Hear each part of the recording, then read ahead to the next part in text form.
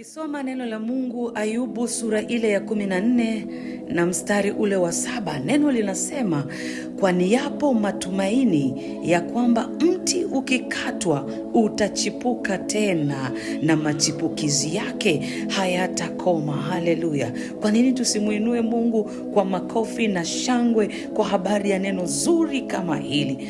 Ninampenda Mungu kwa sababu anatuwazia yaliyokuwa mema hata katika wakati ambao tunafikiri hatuwezi chochote. Rafiki, ugumu wa maisha unatupelekea kuwa na hali za kukata tamaa, lakini hili neno limekuja kutuambia ya kwamba tumaini linaweza likachipuka katikati ya kukata tamaa. Yaani mahali ambapo unasema kuna haja gani ya mimi kuendelea kuishi maisha haya, hapo ndipo ambapo tumaini linainuka na unajikuta unasimama, unaanza upya ukiwa mpya kabisa. Haijalishi huko nyuma yamepita mangapi ama umeona nini.